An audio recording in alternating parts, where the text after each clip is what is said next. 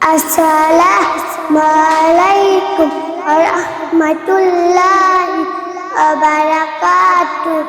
হাদিস শরীফ ক্বালান নবী সাল্লাল্লাহু আলাইহি ওয়াসাল্লাম আকলিস দীনাকা ইয়াফআল আমালুল কলিল। হাদিস শরীফে অর্থ হযরত নবী করিম সাল্লাল্লাহু আলাইহি ওয়াসাল্লাম ফরমায়াছেন, তোমার ঈমানকে খাঁটি করো, অল্প আমল নাজাতের জন্য যথেষ্ট হইবে।